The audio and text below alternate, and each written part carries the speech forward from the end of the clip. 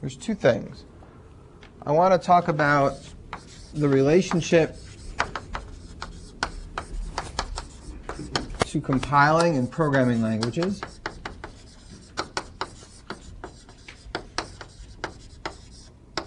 Some of you may really know already what this relationship is. I keep mentioning it. I use only like alphabets that are zeros and ones. Like we talk about 0 to the n, 1 to the n, and strings like that. And I keep saying, oh, this has a lot to do with programming languages. And you might very well feel, I don't know what it might have to do with programming languages. So you might be able to make the analogy yourself. But I'm going to make the analogy explicit. And this won't take very long. And I'll try to relate it to what you often see in programming language books, little syntax diagrams in the back that describe the syntax of the language and how it relates to context-free grammars and how it relates to something that is Backus-Naur form, or BNF. That's a way of describing programming languages as well. And that fancy-sounding term is just another way of writing a context-free grammar. What I hope that Rusty and Dimitri will be able to do, either next recitation or this recitation or both, is talk about the tools Lex and Yak that are built into Unix that really do these things practically. We're going to spend 10 minutes on this, but you can spend a whole course on the parsing part of this relationship to compiling and programming languages. All right, number 2 today. It's very, very useful to be able to take an arbitrary context-free grammar and change it into something which is more specific, that you can assume certain structure about. I told you that context-free grammars, have a single terminal on the left, single non-terminal on the left, but anything can be on the right. It'd be nice if without any loss of generality, I could say, well, the right actually looks like this. Particular kind of things in the right without losing any generality. I mean, if you do something like this, the right side has to look like, small terminal, big non-terminal. That does restrict your grammars and takes you back down to the finite state machine level. So is there something in between where we can restrict the right side? Now, why would you want to do this? People always talk about these special kind of forms and don't really motivate them. So I'm going to write down the form that we'll talk about today, and then I'll motivate it before we do it, because it's really an important thing to do. So there's a lot of different normal forms or restrictions to the right side that doesn't really lose you any generality. That means that you could take any context-free grammar and convert it to something in a particular, more restricted form. One of them is Chomsky normal form, another is Greibach normal form, and there are others. Chomsky normal form is a very useful one for at least 4 different reasons that I'll list here. And that's really the interesting part of this lecture, is why it's useful and how it's useful in the next upcoming lectures. The actual details of converting something to Chomsky normal form, which I will do today, frankly, I think is like the driest part of the whole course. It's just relatively straightforward algorithms, but some subtleties, and you need to know how to do it. So we'll do it, and I'll do some examples. So here are the motivations. Number 1. Now I'll make it letter A. Motivations for Chomsky normal form. Every string of length n is derivable in 2n minus 1 steps.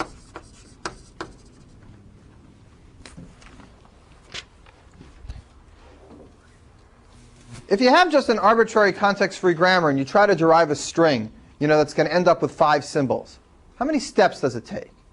Well, the answer is you have no idea. You could build that set of things way up high and then erase things with like e-productions until they're way down to 5 symbols. You could actually go 100 steps to end up with something that has 5 symbols. So there's no limit to how long you have to try in order to find out whether you can derive a string. You just have to keep trying things, and you don't even get any handle on an upper bound.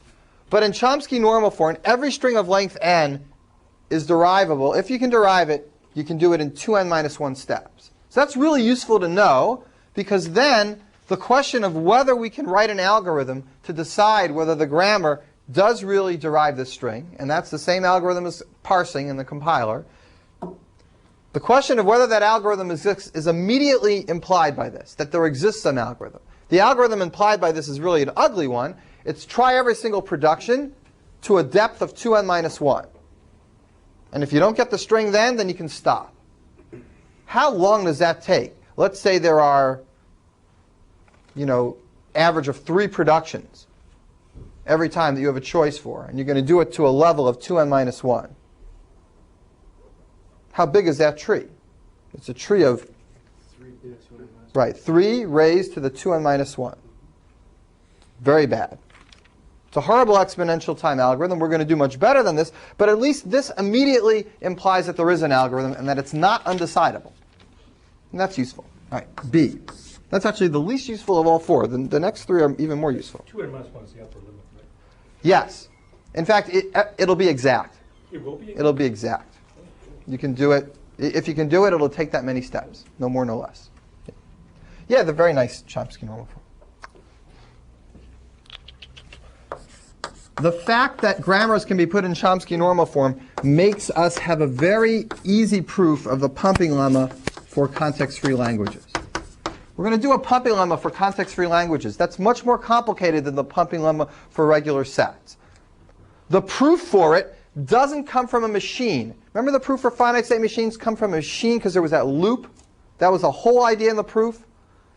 You don't get that loop that you can guarantee for push-down machines. And you'll see why when we talk about them. It doesn't work the same way. The analogy doesn't carry. So you know where you find the loop for context-free languages? You find the loop in the grammar derivation, in the parse tree. And where do you find the loop? You find a non-terminal in the parse tree repeating itself further down the path. And that's where it doubles and builds up. And you get a more complicated pumping lemma because of that. Just intuitive. If you don't get the details, don't expect to. It'll take a whole day to discuss this pumping lemma. But the description of it on that day will be much easier if I can tell you at the beginning, let's assume the grammar is in Chomsky normal form. Because it makes my argument much easier, and I don't have to deal with a bunch of very boring technical exceptions. It gets rid of all the exceptions for me. C. One of the big things in this level of theory of computation is that context-free grammars are going to be equivalent to non-deterministic push-down machines. Okay, they're the same thing. If you have a non-deterministic push-down machine, you can convert it to a grammar. And if you have a grammar that's context-free, you can convert it to a non-deterministic push-down machine. Those are the same. The equivalence of those two is nowhere near as obvious as any of the equivalences we did at the finite state machine level. But one direction is made very, very easy if you have Chomsky normal form for the grammar. And that direction is that if somebody gives you a grammar, you can construct a machine that accepts the same thing that the grammar generates. So I'll say every CFG has an, quote, equivalent non-deterministic push-down machine. That's 1/2 of the equivalence. This direction, that given a grammar you can get a machine, is very easy to prove if we know the grammar's in Chomsky normal form, and a pain in the butt to prove if we don't. By the way, the other direction, that if you're given a machine, there exists a grammar, is so difficult that I usually don't do it in class the first time that I'm teaching people this course. I usually wait for the second course, because you can spend 2 days on it, and I'm not sure it's possible to really pick up the main point the first time you see it. But it's hard. 10 words on what a push-down machine is? Is that a machine that uses a stack or something? Yeah, you want 10 words? Here it is. That's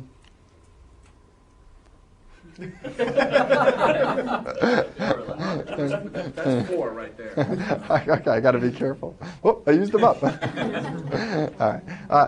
A push-down machine is a finite state machine that every time it moves from one state to another can also push and pop arbitrary symbols on a stack.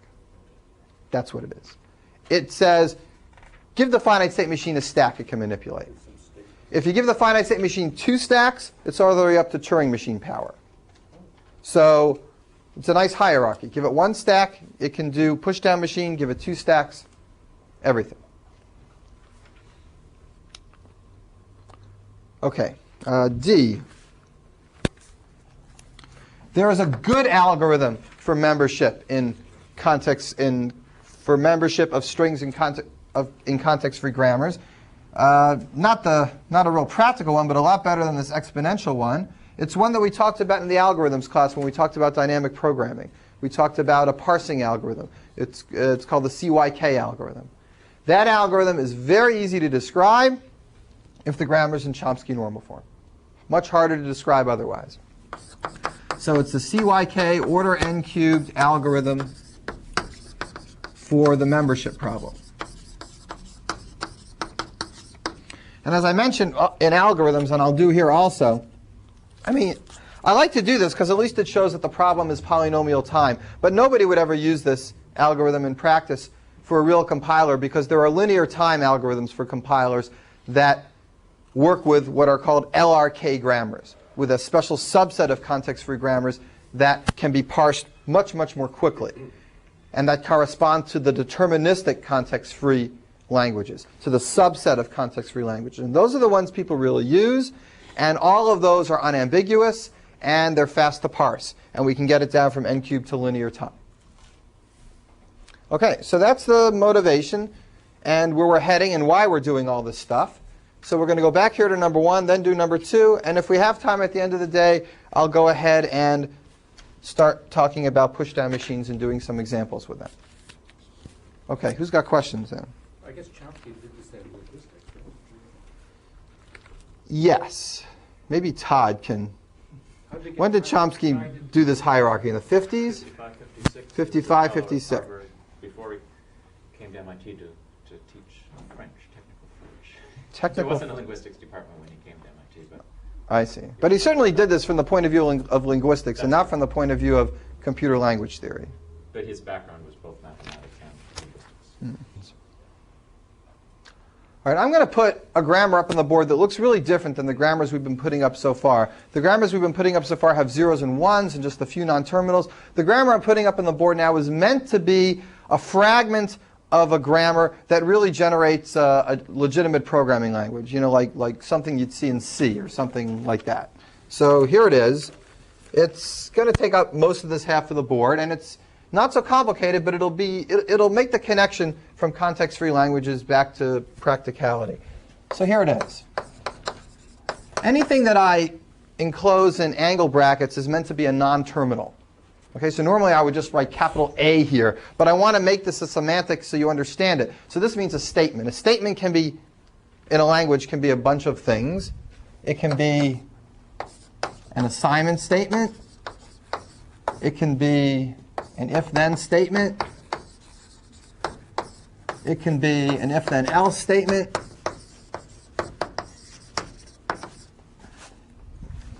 Are you writing something that's just a context-free grammar, or is Chomsky normal form? This is nothing to do with Chomsky normal form. Right. This is just number one. I'm just trying to make the connection to compiling and programming languages.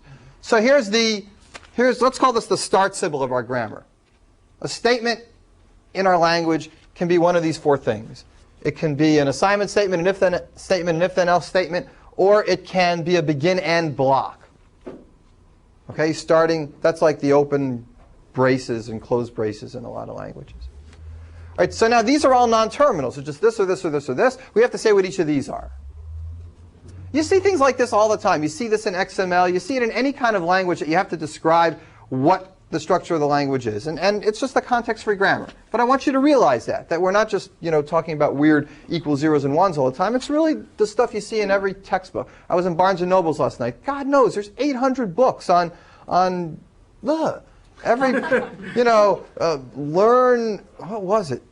A whole book on 800 pages on how to use the new version of Quicken. That's like, and then there's 80 books just on XML. Anyway. Here's the if-then statement. The if-then statement actually has some terminals in it. Anything that isn't in angle brackets is a terminal symbol. Think of this as like a zero. It's a token that stands alone. Okay, IF is like a single terminal.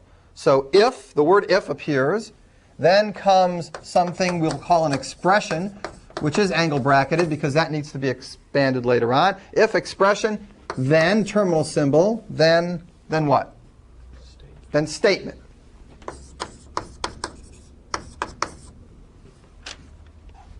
right? This is too easy? Just not too easy. Okay, worth looking at. All right. I think this is really important, but maybe some of you just know it. And if you do, fine. If you don't, let's go through it. I think this is worth seeing, making the connection. As I said, this is a thread we could travel down for a whole semester, you know, and talk about LRK grammars and compilers and write a compiler and forget about the Turing machines. But we're not. Just 10 minutes today. All right. If expression, then statement, else statement. Okay? So that's if, then, else. It's not hard. It's just interesting. Begin, end.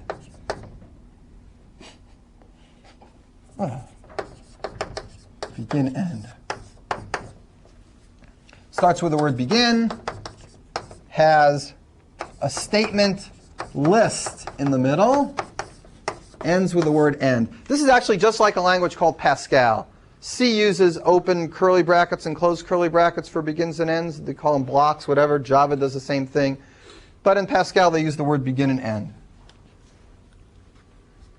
Not the biggest difference between the languages, but at least one minor difference. What's a statement list? This is for the first time you have to think about. Remember you did some exercises with Dimitri yesterday about how to make context-free grammars for certain kinds of languages? So right now, in the next step, you're going to have to remind yourself of that kind of exercise. What's a statement list going to be? Just describe it to me in English first, and then we'll write it out. A list of statements, one after the other. At least one, and possibly many. How do we write that? Yeah, it has to be at least one. All right, so you know what? I'm not going to do this in a context-free grammar right now for the following reason, because I want you to realize that sometimes people don't write context-free grammars like context-free grammars. Sometimes they make pictures, and they call them syntax diagrams. And they're just the same thing, hidden in a different form. Syntax diagrams and Backus-Naur form and extended Backus-Naur form are just convenient ways of writing context-free grammars down. So here's a syntax diagram for this that I think is very intuitive. You can have a statement, you can be done, or you can go back and have another. And when you're done with that, go back and have another. Everybody understand what that syntax diagram means? It means lots of statements, at least one. All right, so let's turn it into a grammar, and in doing so, teach ourselves how to take any syntax diagram, which is nothing more or less than just these loops with things on them, recursively rip them apart, and turn them into grammars. So let's do the simplest version. How do we take this little loop and turn it into a grammar? I'll do it right underneath. Statement, list, followed by statement.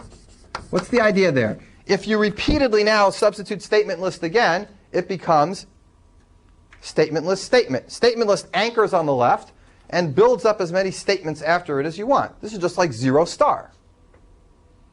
Nothing more or less than 0 star. It's just lots and lots of these. And how do you terminate? With a single statement. And if you wanted to have no statements possible, you terminate with an empty string. But we want to have at least one statement. By the way, in Pascal, you can have no statements in there. So this isn't exactly Pascal. OK, so this diagram is the same as that grammar. What haven't we expanded yet? What's missing? What non-terminals are just sitting there? We need assignment, expression. So let's start with assignment. Assignment has some identifier, which we'll call ID. That's like some variable name. Colon equals. That's directly from Pascal. That's Pascal's way of distinguishing assignment from equality testing, the same way C uses double equals compared to assignment. Expression.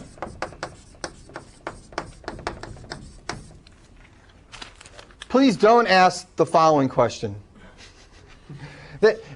In C, these expressions are actually identical. Any expression can go any place, and every expression has a meaning and returns a value. Pascal was actually a fussier language, and this had to be a Boolean expression, and this had to be, well, it's a little, the grammar in reality might be a little different, but I don't want to make it too complicated. But you might want to separate and make a different non-terminal for this kind of expression and a different one for that. And you might not. We're not. Yeah, Teresa? What does it mean to be a terminal? Like, what is that? The terminal means that it's going to sit there when we're all done and be something that gets generated from this. It could be part of the language when we're all finished. These angle bracket things will all disappear, and when they do, there's going to be nothing left but if A equals 3, then There'll be nothing left but terminals? Or there'll be nothing left but terminals. The terminal symbols are the things that are left over when you finish generating the string. Okay, the fact that something starts out like if isn't different than the letter A, I mean, it seems like you're using terminal at a higher level in combination with these non-terminals, but you're not using A in combination. Does that mean there's any difference between IF and A? I mean, they're both ultimately terminals, but... No, there's no difference. I mean, A is in fact, no, they're the same thing. IF and A or 0 or anything else would all be the same. The same terminals, no difference. This is just like HTML, all these little tags disappear.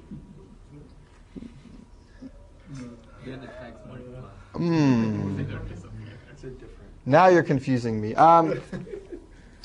Not exactly. This represents a structure that lets you, build things. I think you understand that this lets you build these long strings that end up looking like Pascal programs. So when you're finished building one of those programs through this structure, all the angle bracket things have disappeared. But it's not because somebody processed them and they're tagged open and closed. It is the same to the extent that some program looks at this thing, looks at the tags, takes the tags away, and then results in something in the end. Yeah. But what happens in the middle is really quite different. Sean, Yeah. is there a reason you're specifically tying this example to Pascal rather than some other language? Is it more suited to this? Or? Pascal's simpler. The whole syntax diagram for Pascal takes 2.5 pages. I could Xerox it for you and hand it out in the back of one of my old Pascal books. And that's why we do it. And in fact, if you look at any problems, there's a problem a little bit similar like this in your own text. They're always done with these kind of old languages because the new languages are just too ugly to give a real picture of. Especially, Java's got, I don't know how ugly it would look, but it would be a lot more complicated than this. Try. Yeah. If you were to have like symbols, like let's say you needed parentheses around the if-then expression, would they show up here Yes. as a terminal? Yes, they would. In fact, where they really would show up would be in the expression itself might allow parentheses, and then they would show up as terminals in the productions of the expression.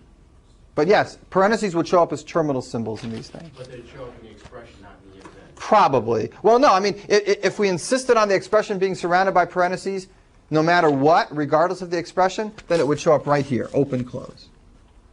But the expression itself might have parentheses, which get generated by its own productions. Okay, so yes to both parts, really. All right, where are we up to? What else haven't I done? Expression I haven't done, right? And I haven't done ID. I'm not going to do expression because it's complicated. It'll take a long time. But you know what it's like? Remember what I did the other day? S goes to A plus A, B times B, and then those symbols.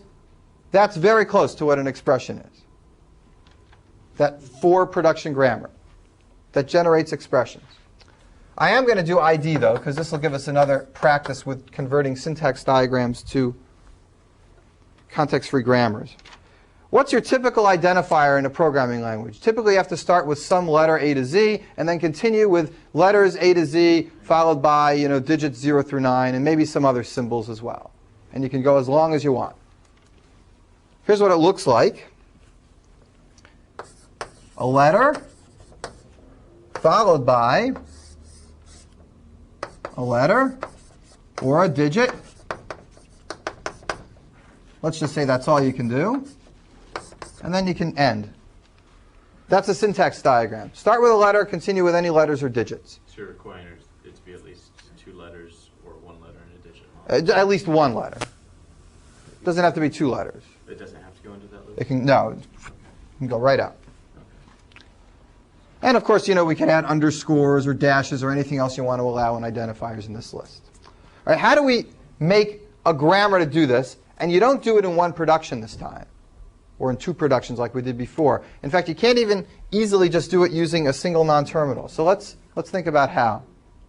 Basically, here's the idea. Anytime you see a loop in a syntax diagram, pull that out and identify that with its own non-terminal. So what's really happening here is that an ID is a letter followed by, I'll call this temp, followed by this loop. Anytime you get a loop, yank it out and make it its own procedure, so to speak. Okay, take it out of the recursion. So ID, letter, temp. And temp has the recursion on it. What is temp going to look like? It can be temp followed by a letter. That's this loop. It can be temp followed by a digit. That's this loop. And what can it terminate with? Well, temp starts here, so it can terminate with nothing. Okay? It doesn't have to terminate with a letter or a digit. It can actually be no occurrences. So this gives you, this is just like 0 plus 1 star. I can have any letters and digits I want in any order I want, and then I can stop, including the empty string. So that's what you do. If you see a syntax diagram, look for the loops, yank them out, identify them with their own non-terminals, and then put the placekeeper back in here. So ID goes to letter temp, and temp has this loop in it. That's enough of an example for if I made you do it, and I probably won't, for you to go look at syntax diagrams and unravel them and turn them into grammars. But enough for you to get the sense that they're the same. Backus-Naur form, BNF, is very much like these grammar situations. An extended BNF is like these syntax diagrams. The syntax diagrams is a pictorial version of extended BNF, which basically lets you say letter followed by either letter or temp repeated as many times as you want. It looks like the kind of stuff you get in Tickle when you have regular expression generators. Looks a little like that. Yeah, Kevin and then Joe. You're not allowed to assign a value to a word like begin or if, but this production could generate those words. So how do you prevent that from happening? Does it just get really complicated production-wise, or is there like a more simple way to short-circuit that? That's a really good question. That's an excellent question. It's an excellent question. I'm hesitating because I don't really have the time to give you a really good answer for it. Here's the short answer. The short answer is that there's a whole bunch of words in the language that are reserved words that cannot be used as an identifier. And those are enumerated and taken care of in this parsing step so that you would never accidentally generate them here. I mean, all right. It's a lot to talk about there. Yeah, Joe. If you had a limit on the variable length, like they could be no longer than 15 characters, how do you figure that into there? Not that way. Anybody have an idea? 15. Right, you have 15 non-terminals. You just remember, you use your non-terminals to remember a count. The thing about context-free grammars is that they can represent infinite things, but if you want them to essentially be finite, you're just going to have a lot more non-terminals to remember how far you've gone. So you'll have one non-terminal that says, this is a 15-letter string. That depends on a 14-letter. That depends on a 13-letter. What's a one-letter string? Single letters. So you can do that. Letters and digits I didn't write out either, but it's kind of obvious. Letters go to terminal symbols, A, B, C, D, up to Z. Digits go 0 through 9. We can't leverage And there's a fragment of a grammar here. Yeah. we Don. can't leverage the power of our stack that we've been given by being in a no longer just a finite state machine to keep track of how many we've got. Sure you can. You don't need to, though. I mean, if it's finite, then even a finite state machine can do it. Right, but if You just don't need that power for if what if Joe you asked. We're doing 200 allowed a variable length of 200. You don't want to have 200 different states, do you? 200 different. No, you don't really. So when you implement it, right. The other thing, actually, the way C works is you can have variables as long as you want, but they only recognize the first so many characters. So they just let you make up strings as long as you want. Right. So the grammar will parse it and say, okay. You see, you're asking questions now that are bordering on the other course of compiling. There's three parts to a compiler. There's the scanner. That's the part that uses a finite state machine. That's the part that the tool Lex lets you do quickly. The scanner looks through the language and pulls out things like IF and spits it to you in a chunk instead of you having to look at it at the character level. So it pulls out the tokens. It lifts it up one level of abstraction. And pulling out and looking for tokens you can do with a finite state machine. The next step is you're given tokens, something that looks like a potential string in your language, and you want a program to run through this grammar and check if it's syntactically correct. And that's parsing. And that's what we're really talking about. And then the next step, which is a good third to a half of the compiler course, is now that you've done that, how do you generate the code and make the thing run? And that deals with symbol tables and all sorts of issues that come up with different ways of solving the kind of things that you're asking and that you're asking. And that we're not touching at all. Not that it's not interesting and it's not practical, it is. It's just a lot, and we don't have anywhere near the time to squeeze it into this course. It's always a separate course. Is parsing also done with a context-free grammar? Yeah, parsing, yes. Parsing and scanning. Scanning is done with a finite state machine. Oh, with finite Parsing is done with a context-free grammar. And the tool for parsing is a tool called YAC, yet another compiler, where you basically describe your context-free grammar, and it automatically builds a program that will do the membership test for you.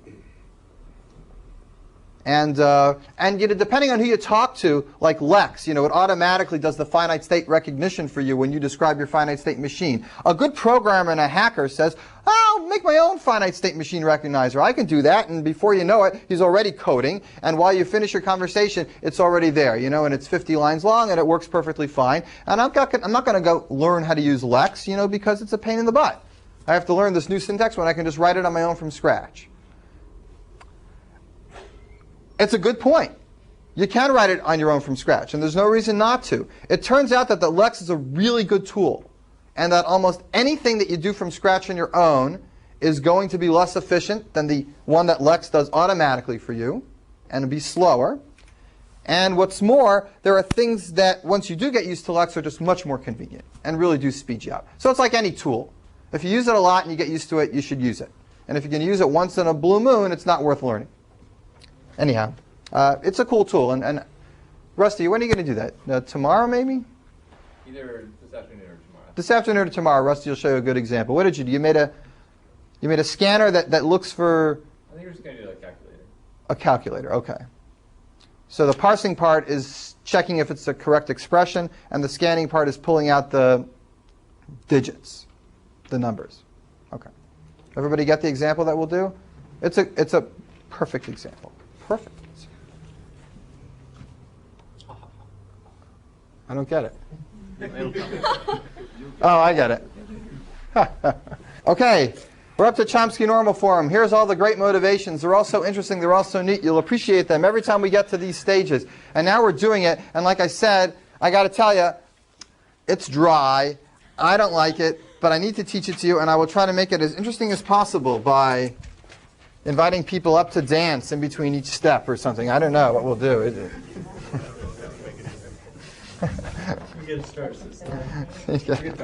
Where's our professional dancer isn't here today, so what are we going to do? Jeff will do the discrete math dance? CNF, Chomsky normal form. CNF also stands for conjunctive normal form, which has nothing to do with Chomsky normal form. That's a way of taking logical expressions and making them with ands and ors. And that's also written CNF. I don't know. It's not like a domain name service, where you have to pay for your abbreviation and then nobody else can use it. But people write them both. Chomsky normal form. Here's what it is. Every single production looks like this. Capital letter, double capital letter on the right, or capital letter, single terminal on the right. That's it. Every production, double capital letter or single terminal. Double non-terminal or single terminal. And That is enough flexibility to capture any context-free language. You give me a context-free grammar, I can convert that context-free grammar to one that looks like this. And in many ways, it's the best you can do, because you know that if I insist on this capital B being a terminal symbol, we're at the regular set level. If I insist on this capital C being a terminal symbol, we're at the regular set level. So this is a pretty simple grammar to be able to capture all the possible grammars available. All right, all productions look like one of these. How do we show that any grammar can be turned into a grammar like that? Step by step by step, we will do it and try to make it intuitive.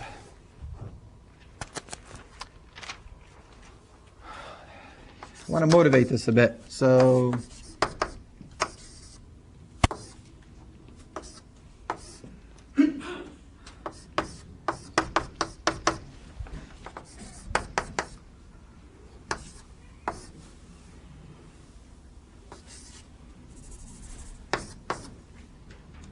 all right, there's a fraction of a grammar at least, completely not in Chomsky normal form.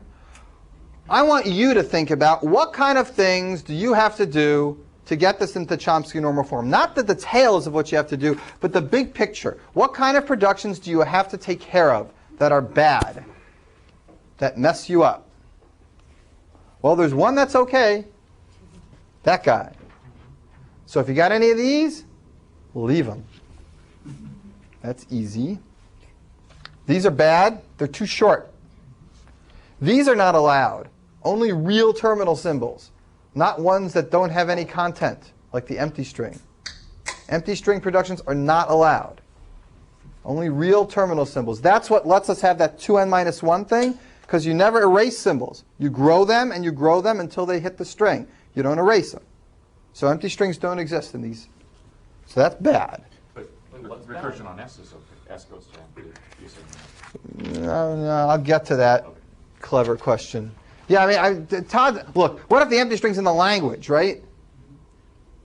I can't just leave it out completely. So there's one exception to the empty string. If the empty string's in the language, you make a new start symbol that goes to S and the empty string. That's the only exception to Chomsky normal form, is that if the empty string's in the language, you're allowed one single, non-terminal here and one empty string there. Otherwise, it really is consistent. 2 non-terminals, 1 terminal. I don't know if that's what you meant, but it's kind of what you meant. You will not ever get S going to empty. If it happens, it's going to be filtered at and look just like this. This is the only time you'll see an empty or what's called a unit production. Only 1 unit production allowed. This one's no good. Too short. Too short. This one's no good. Too big.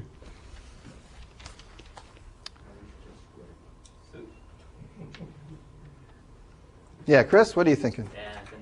Nothing? All right. These are really short. Definitely no good. These don't even seem close. Which of these problems seems hard to you? Which seems easy? Tell me how to solve any of these problems. Can you solve any of them? Can you fix any of these productions? Sure. Without losing the acceptability of this, without losing the semantics of the grammar? Sure. You said you could. You trust me? After all these months, huh? All right, somebody there said sure. Who said sure in the corner? Joe. That's because he trusts me. Yeah, Joe, you got an idea? Well, I would start with the A0, 0A, 1B. All right, how do you get that to do anything? I mean, that's got terminals in the middle, for crying out loud, right? That's just a mess. I would convert that to, say, 1 terminal and then 2. Can you add letters? Yeah. You can do anything you want, as long as it doesn't change then the... add 2 letters, which would represent those 4, that repetition. So, kind of say, let's see, A can go to 0, which would be the terminal to show. I'm assuming the A is 0A would be A would be a repetition. So it would be A can go to either to 0 or to, let's say, GG, which would represent and then GG can go back to itself or 0. I'm not following, because GG, you can't have GG on the left side of something. Okay. And But what I would add a new letter.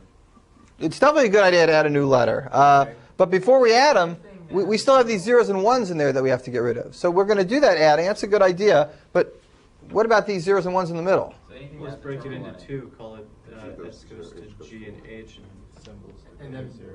All right, right, that's good. But I want to first get rid of these terminal symbols before I do that. I mean, because this early step that I'm suggesting is much easier than what you guys are suggesting, which is the right answer. But before we do it, why don't we just say Z goes to 0, O goes to 1, and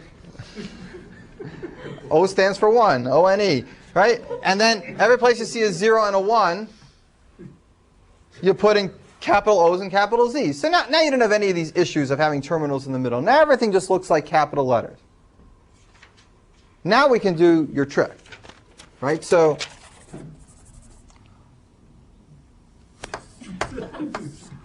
ZAOB. Now this looks kind of just like this. Now, in fact,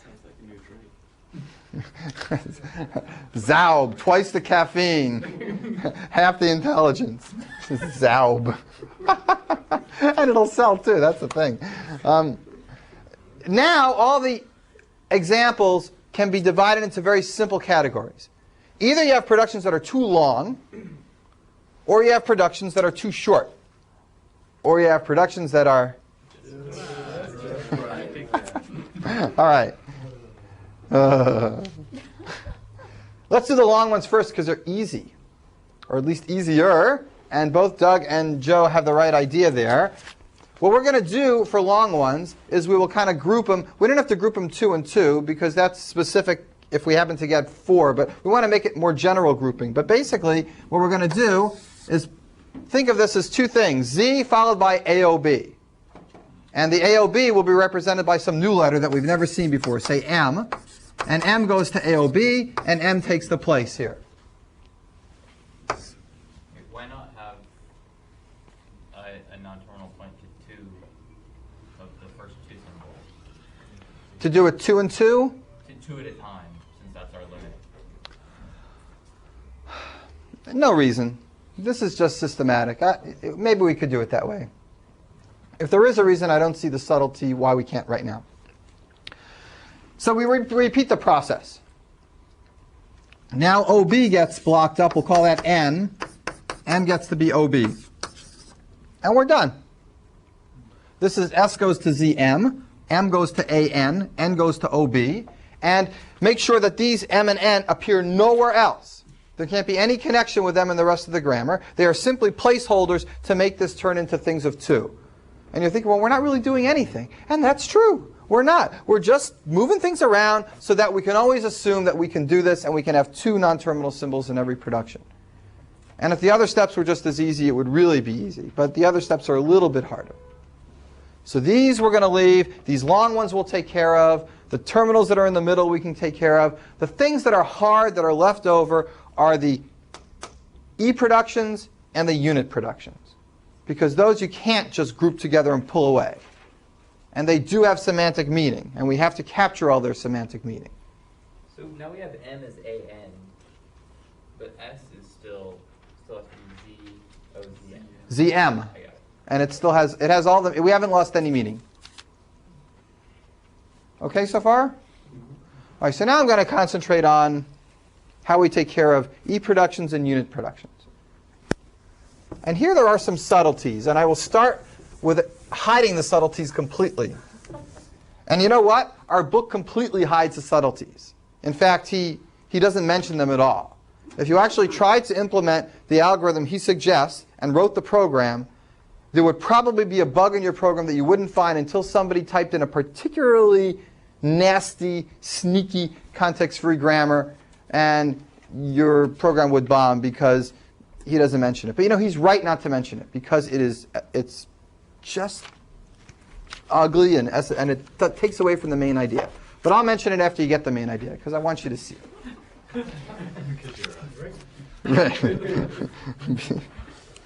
All right, where are we? Here we go. Let's say we have a production like this.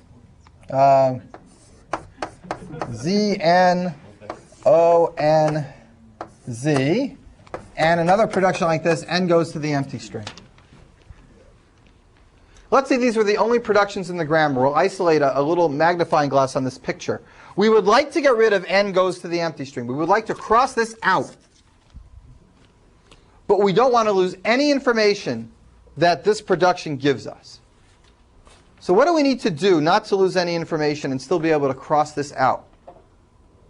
What we're going to do is we're going to imagine that we went to every other production in the whole grammar where n appears, and we make n disappear. We do the substitution in advance and leave all the possibilities intact in advance. What does that mean? In this case, there's two different n's. So here's what we add on. The first one can disappear. So A could go to Z-O-N-Z. Zons. But in this case, n can only disappear. There's not enough. I know, I'm right. I'm right. Wouldn't they have to, all of them disappear? So wouldn't A have to go to Zaz? Okay. All right. I mean, it's a fragment of the whole grammar. I'm just focusing on the one part. So imagine that other things are there. Don't think this is the whole picture. What else can happen? The second one could have gotten. This is something you do when non-terminating symbol repeats itself. Or this is something you do when. This is something you do with every single E production. You take the E productions. We're getting rid of E productions now. I'll summarize all the steps at the end in an orderly way. But we talked about how to get rid of long productions. Now we're talking how to get rid of E productions. Here. Actually, long productions is what you do last. Long productions. E productions you do first. And unit productions you do second.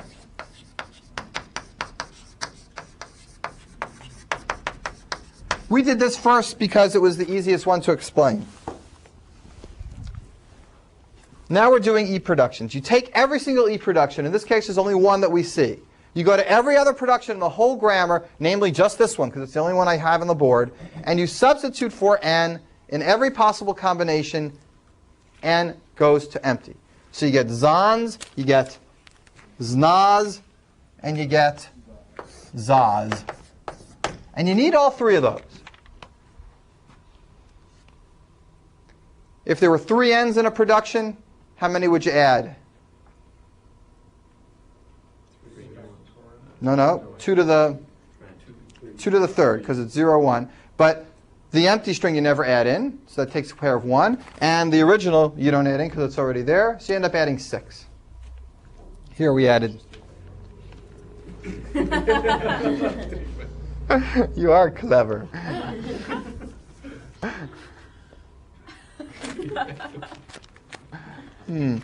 All right. Everybody get that? That's more or less it.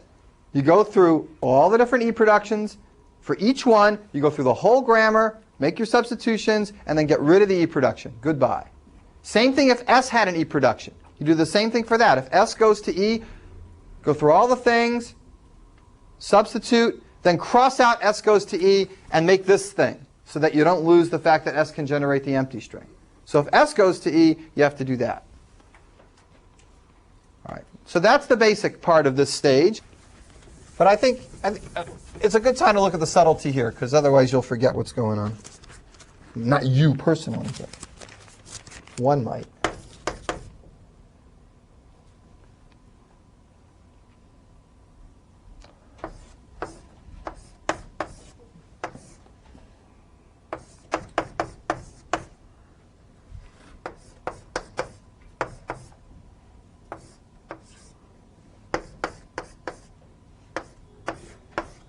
Here's a made-up grammar just to point out the subtlety. It's not an interesting grammar, and it's only a fragment of a bigger grammar, but it will point out the subtlety.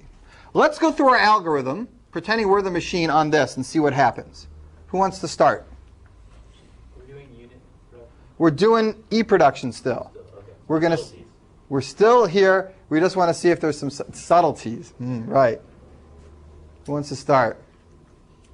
So we just, Go ahead, Chris. we just have to assume that X can go to E, so along with going to XO, we can go to just to O. Good. So the only E production we see is X goes to E. We look through all the other productions in the whole place, and here's the first.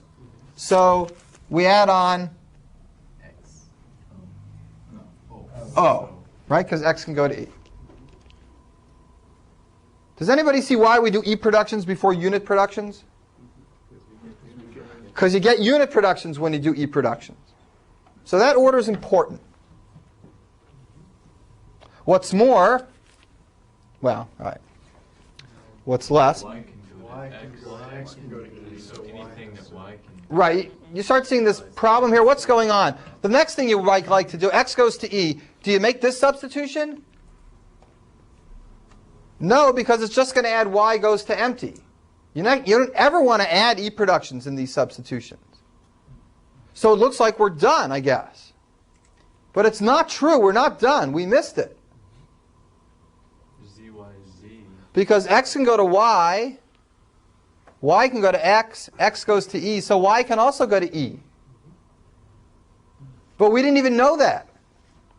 So what the first thing you have to do is not just look for E productions, but look for what are called, it's got a fancy name, nullable non-terminals. In other words, non-terminals that sooner or later can disappear, not necessarily in one step. Everybody get that? Is there a limit to how many steps they?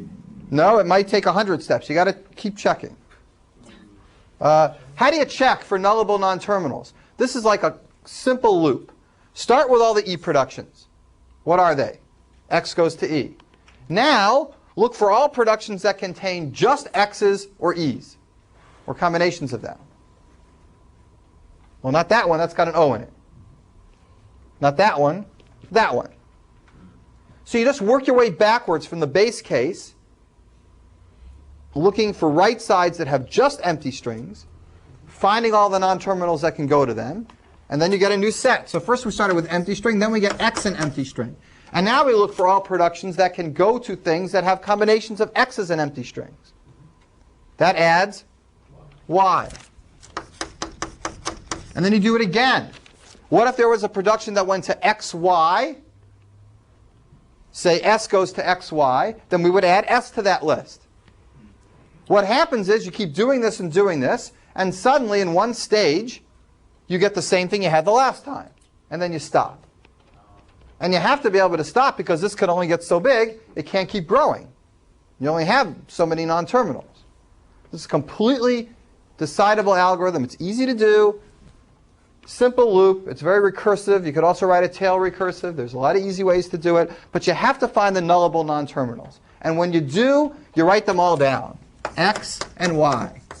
And then you do the substitution simultaneously. You go through everything and you add them all in. So not only do we add O here, but we also add ZZ. And then we can erase all the E productions. Who had a question back here? Joe. There's no reason why every symbol couldn't go to something for the E string, right? In this case, they don't. In this case, they don't, but I'm saying there's no reason why Y, or let's say Z couldn't go to, 0 in the E string. And let's say that was your whole grammar. Is that true or not true? That Z could go to 0 in the E string? Sure, it's possible. Okay. So like if if all your terminals go, one of the elements that it can go to is the E string, how do you go, what do you do? You mean if everything's nullable? Right. You just run through, make all the substitutions, and then cross out all the epsilon productions when you're done. You just, okay. Just do it the same way. You don't do anything special. It would still work. You wouldn't get any weird thing. The only thing you'd have to do at the end is add this, because S could generate the empty string. And then you get all of the permutations of things that S can go to. Yes, you'd have tons of extra productions by doing it, but that's what you get. You have to do that to capture all the meaning of the grammar. Right, sure. Yeah, Sharon. We don't have to do anything with that X goes to Y, given that Y is in... No, because we're actually going to get rid of it in the next step anyway, these unit productions. But we wouldn't get rid of it because it has meaning part of the meaning is that it captures the E production, but if you erased it, you would lose other things. Because what if Y went to other stuff? You really don't want to just get rid of that X goes to Y yet. You want to get rid of it and make sure you don't lose information, and we would lose information if we just crossed it out. But you dropped the E. We dropped the E, right. This is now gone. Absolutely.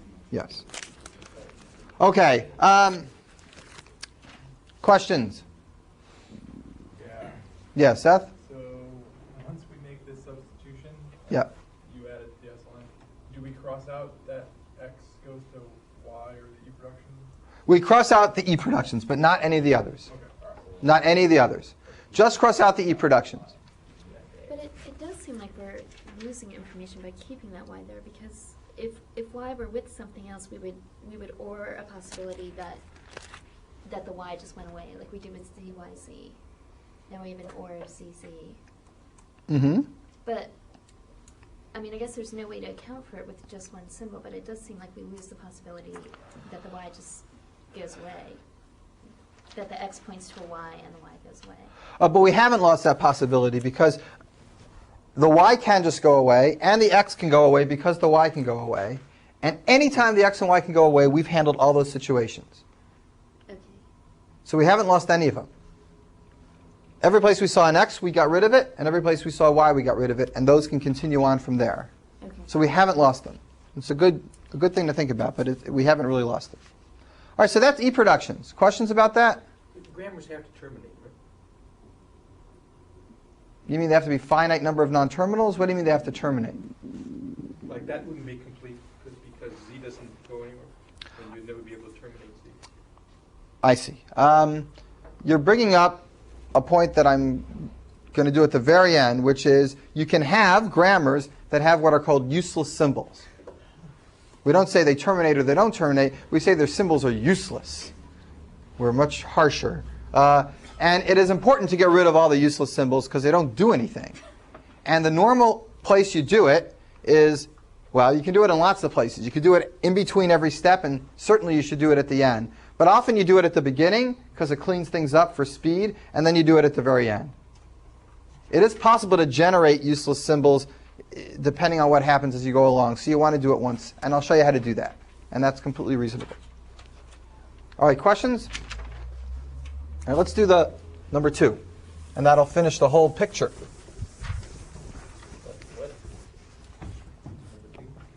Unit productions. Say you got A goes to B, and you got B goes to, I don't know, bozo, CC, ABC, and I don't know, that's it. Oh, I don't know, and 0 and 0.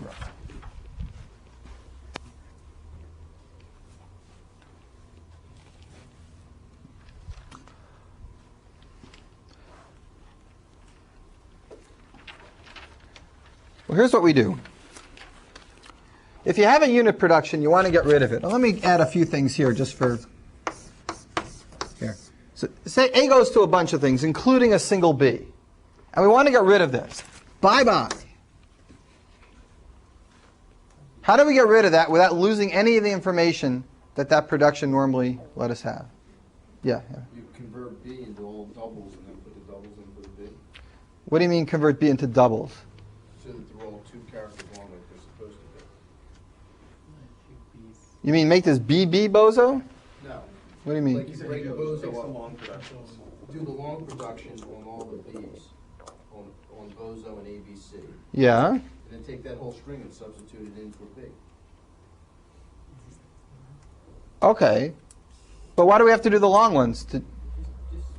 Why can't we just substitute them straight before doing the long ones? Do we have to do the long ones first? Just thought it'd be easier that way, but you can do it the other way. Well, because we do the longs at the end, but we... Otherwise you've copied them. This way you're copying them all and then have to do Oh, I see. Yeah, so maybe we could. But the second thing you said is the key, which is whether you do the long ones now or later, what you really have to do to keep this semantic interpretation intact is A goes to B, B goes to all these things, so A goes to all of these things. It's as simple as that. So we're going to add on to this list boso, CC, ABC, and 0. Okay, and now you can cross out B. Everybody see that? We don't need CC twice. Yeah, I guess we don't need CC twice. That's right. But it don't hurt. Right, you don't need it twice. Is there a minimum Chomsky normal form?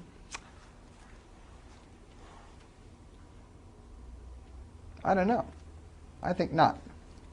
I don't think so. Good question. These are really sets, not lists, right? So we should. Right. Even sets. Right, right. It's you really can't have CC twice there. Okay. Nobody's wondering about it, so I won't mention it. That's that's all right. Where was I here? All right, we did E-production, we did unit productions, we did long productions. All right, now some subtleties with unit productions. Here's another example. S goes to A, 1, 1. A goes to B, single 1. B goes to S, single 0.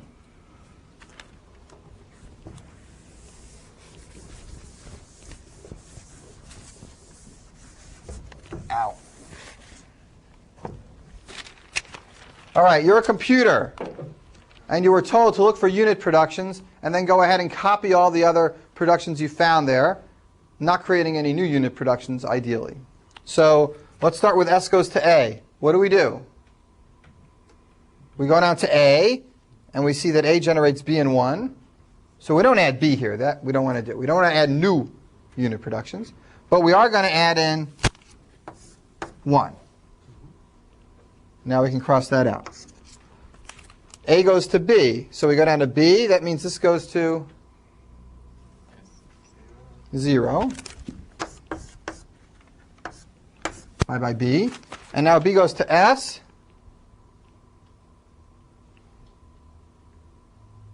And S has 1, 1, and 1. So we put those both in. And now we're done. Why did we not put the S on the A line? Because that would give us a new unit production that we don't want. We don't want to make new unit productions while we do this. But the implication of your question is, good. I mean, this isn't right. We missed something. Because S can actually get 0. We didn't get it. How come? So, look, this doesn't happen so often. It happens when you get these chains that recursively go back in unit productions. You could go, a year and your program would never see a grammar like this. And the first day it sees a grammar like this, it's going to give you the wrong Chomsky normal form. So what's the subtlety here? The subtlety is what you have to do is similar to what we did with nullable productions. When you look at a unit production, you don't just look at that unit production, but you go forward and look to see if the A has any unit productions. And you make a list of all the single non-terminals that S can get to, even if it's by more than one step. So before we went backwards from the E to the front, now we're going forwards from 1-step to 2-step to 3-step unit productions. So what are the unit productions for A? What are the list of them? It goes, for S. It can go to A and it can also go to B. What about for A? A goes to B and B goes to S, so it gets 2. And what about B, S, and then A? You first make these lists. So you have a whole list of the unit productions. And then you simultaneously, just like we did before, add all the productions in. So let's do the example again the right way.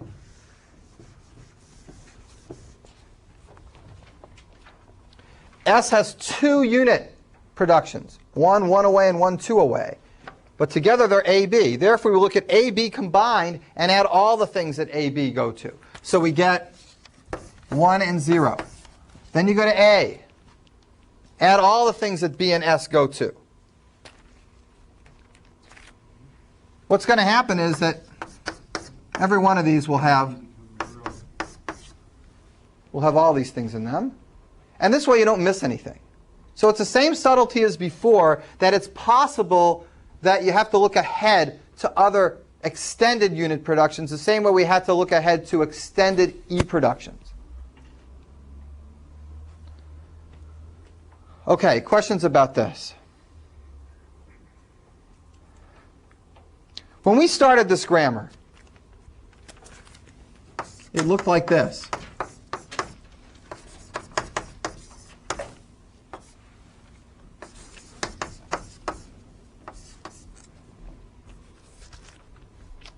What does this grammar generate? Generates 3 strings, right? 1, 1, 1, and 0. If I take away any of these productions, one production in this grammar, does it still generate those 3 strings?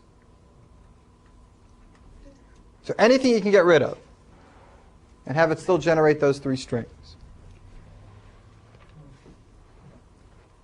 Well, you could remove the 1-1 if you're allowing repetition. I mean, you create a 1-1 by 2 A's.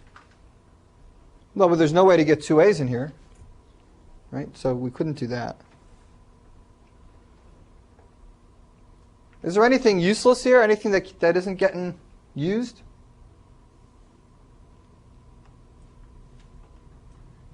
We need the A, it goes to B to be able to get the 0. I don't know if we need B goes to S. Might be able to get rid of that. I don't know. But we certainly can't do much to this grammar. Look at this grammar, the resulting grammar. We don't need any of these. All these 6 productions are completely useless. You can't get to them at all once the unit productions are gone. Okay? I showed you before how E productions can give you unit productions, and now I'm showing you how when you get rid of unit productions, you can actually get useless symbols. Symbols that do nothing for your grammar. The whole grammar is S goes to 1, 1, 1, 0, and I got this A and B now that I've erased the unit productions of, and who cares what they can do because I can't even get there from S. So the last part of the day, I want to talk about getting rid of useless symbols. And I want you to do it at the beginning and at the very end because the procedure can actually generate more useless symbols. It's not enough just to do it once at the beginning.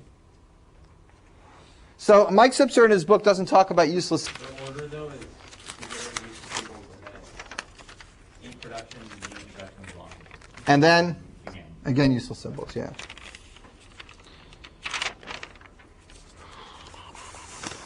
There's my useless symbol. Okay, here we go. Useless symbols.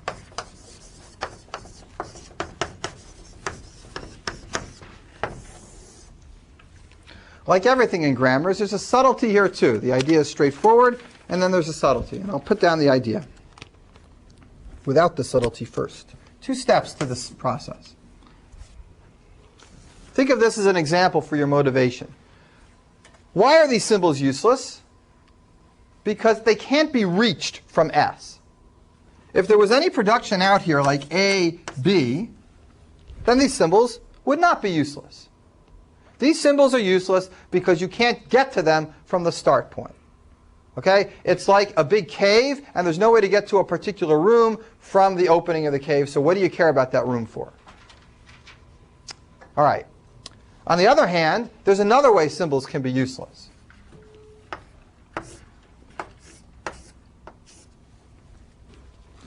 Now I can get to CC, but I can't do a darn thing with CC once I get there because it doesn't exist in any other productions. Or even worse, it does exist, but it doesn't terminate. So there's 2 reasons you can be useless. One is because nobody can reach you, and the other is because once they get to you, you don't do anything useful. Okay, 2 ends on this. And we got to check both. And it makes a big difference which end you check first.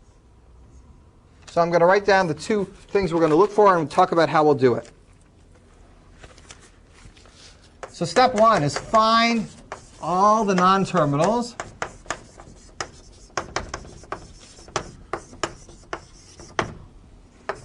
that can actually generate something.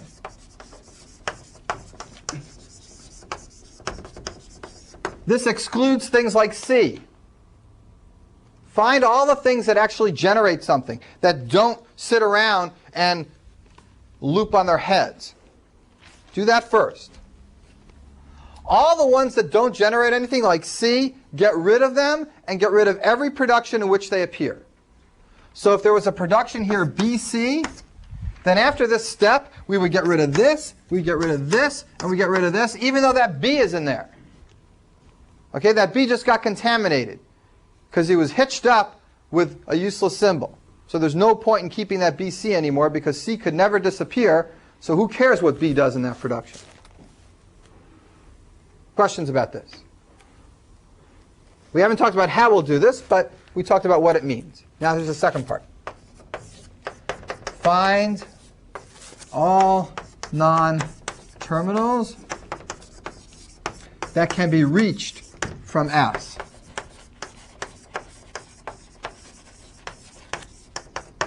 First, find the non-terminals that are useful, that can actually do something once you get there, that can terminate, and then find out all the non-terminals that you can get to from S. Wait, so you're saying look for these things, but then you're saying remove the rest of the Remove the ones that don't generate something. Okay. In this case, remove the C and anything that has a C in it. Looking for ones that don't do anything. Useful and then eliminating them. The way you've written it up, Yeah. looks like we're looking for useful symbols, but we're finding all the things that are useful. Because you know the way you really do it is you find the ones that are useful, because it's not... And wipe everything else out. Right, Okay. right. This is how you really do it. So I should say find all non-terminals that can generate something and delete the others from the grammar. Oh, I don't know. Write your own notes here. I hate this stuff. I'll tell you what I mean, and you can write it. Find all the non-terminals that can generate something, and keep those. That looks good.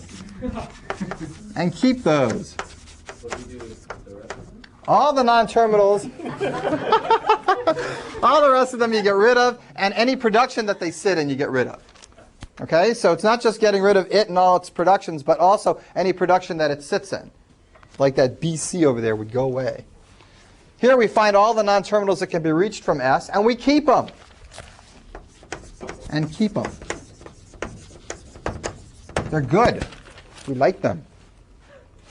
And all the others, we get rid of them, and we get rid of all the productions that they sit in. I think Normal form has a start position. the normal form has a... Starting position. Start state. Sure, it has a start state. Yeah, I mean, Does it make sense? every grammar has a start state, right? How could there be expressions that contain them? They're not reachable.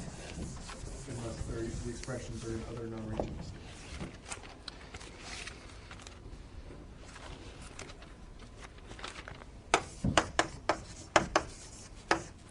I'm not ignoring you.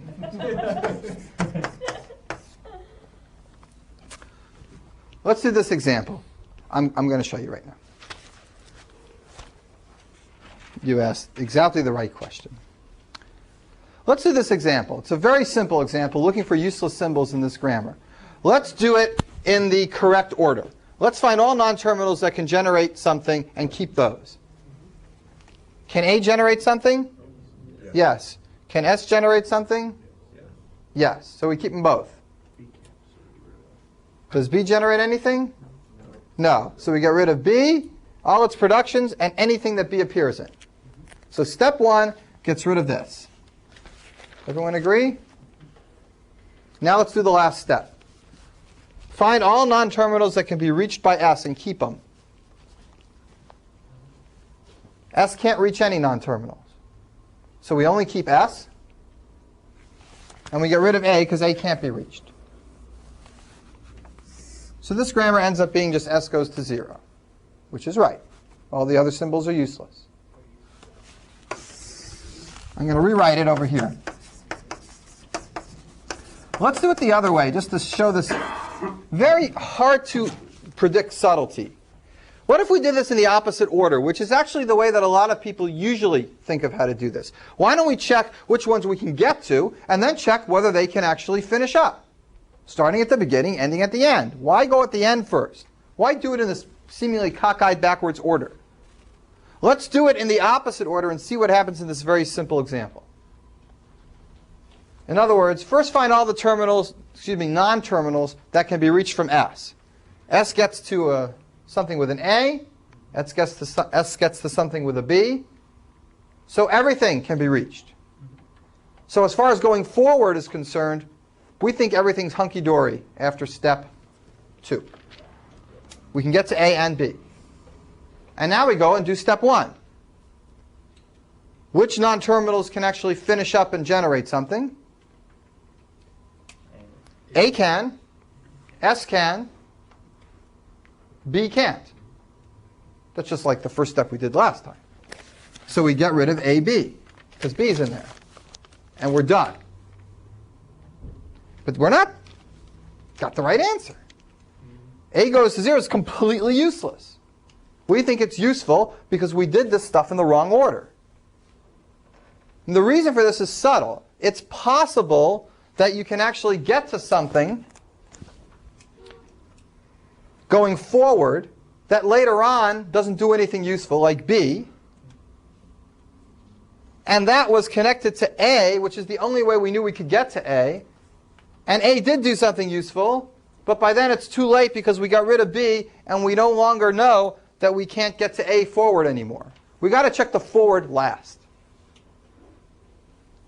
It's a simple enough example so that if you look at it more carefully, you'll appreciate the subtlety. But it needs to go in this order.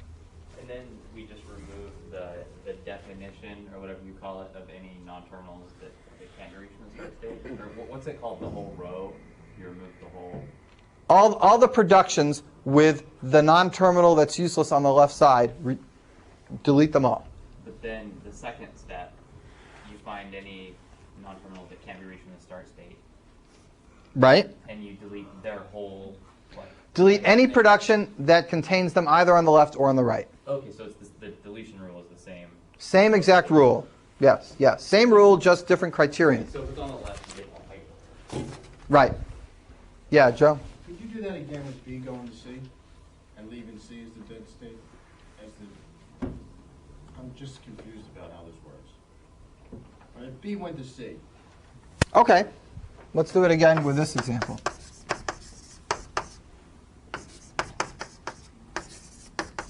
And that's it, and C doesn't terminate? Right. All right, so should we do it in the right order? Yeah. All right, let's find all the non-terminals that can generate something and keep those. While we're doing this, why don't we talk about how we're going to do that? How do you find the non-terminals that generate something? Start with the ones that generate something in one step, like A and S. This idea should look familiar. Those generate terminals in one step. How do you find the things that generate terminals in 2 steps? Find non-terminals that have combinations of A, S, and terminal symbols on their right side. Just look for things that have A's and S's and terminals. There aren't anything. If there were, then they could also generate terminal symbols. And then you'd add more symbols to that. And you'd do this just like we did with the nullable productions. It's the same kind of a loop. And you have to stop because you can only add so many non-terminals before you add a non-terminal. So in this case, the only 2 things that generate terminal symbols are S and A. Everything else we're going to get rid of. So B and C we're getting rid of. Bye-bye B, it goes to C. Bye-bye AB. Okay? So that B in the AB goes in this step here. Right. It's gone. It goes away in the step that we called number 1. And now we go ahead and do the second part. And let's talk about how we should do that. Going forward from S. Well, look at all the productions that S can get to and add them to your list. They can get to a production AB, so it can get to A and B. Oh, sorry, AB's already gone. So now there's nothing. But if it could get to AB, you'd list AB there. And then you go forward from A and B and see all the non-terminals that they could get to and list those. And go forward from those and see all the non-terminals they can get to and list those. Every single time you either add a non-terminal or you stayed the same. If you stay the same, you're finished. So how many steps can any of these loopy algorithms take? The number of steps equal to the number of non-terminals in the grammar. Because The slowest it's going to be is you add one non-terminal at a time. And then it has to stay the same once you get all the non-terminals. So looking forward in this step or looking backwards in the nullable, all of those algorithms take time proportional to the number of non-terminals. It's very fast. You could write a program to convert things in Chomsky normal form very, very quickly. All right, so anyway, Joe, so going forward from S here, S can't get to anything because there's no non-terminals in this list. Therefore, can't get to A, so we cross out A, and the only thing left is S goes to 0 again.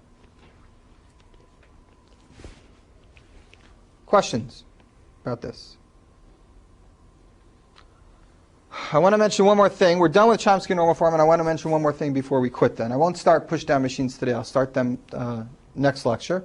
Dimitri's going to do some examples of this stuff and of more grammar stuff. Then we'll do the Lex and Yak thing. Then we're ready to move on to machines. But before I quit today, remember I told you there's like only one interesting thing you can decide about context-free languages, and that's the membership question. And we'll talk about that in a separate day, a separate algorithm. But there's one other question that you can answer. Anybody remember what that is? Another question about context-free grammars? Almost every question is undecidable. The one question you can answer is, does a given context-free grammar actually generate nothing? That you can answer, yes or no. How do you answer that question now that we've done Chomsky normal form? Does it only generate nothing, or does it generate nothing? Nothing meaning the empty set, not the empty string. Generates nothing, not one terminal symbol. It would all disappear in the Chomsky normal form if you just kept. If you actually did the Chomsky normal form, you would have no grammar left. But you don't even have to do it that much. All you have to concentrate on is this last useless symbol part. All you have to do is check whether the start symbol is useless. And we have a two-stage algorithm that's completely loopy and loopy in a good way, and simple to do that. You can check whether any non-terminal is a useless symbol. If the start symbol is a useless symbol, it means the start symbol cannot generate any terminal strings. If that's the case, the grammar is empty. Okay, generates an empty language. That you can do. Asking the complement of that question, does the grammar generate everything? That's undecidable. That's much harder. The complexity, the time complexity to get something into Chomsky normal form? Like how long does it take? Where the size of your input, say, is the number of non-terminals or the number of productions, or so most of the steps are proportional to the number of non-terminals in your grammar, which is kind of constant relative. I mean, because the productions might be much longer than the. So the number in Chomsky normal form, the number of productions and the number of non-terminals is just related by a constant, right? Because you only have 2 in each one. So there's only one step that takes more than the obvious linear time. You tell me, what step can take a lot of time? That e-production step. If you have a lot of occurrences, you get that exponential thing. Because of the subtlety? No, because like if M appears 6 times in a production and it can disappear, then there's 2 to the 6 different ways it can disappear. That's the only time where you actually do something that tends to explode a little bit. But practically speaking, it's easy to do. It's not a difficult algorithm, and it's not an NP-complete problem. Okay, that's right. You were just talking when you were saying to decide whether or not it produces the NP. Right.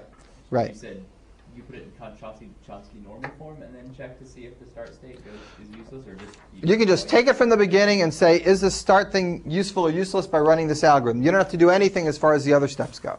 You just take the useless symbol algorithm and use it separately, and that's good enough. Are computer languages put in this form? No, I don't think so. My motivations aren't up on the board, but actually if you look at all those motivations, none of them help with compiling.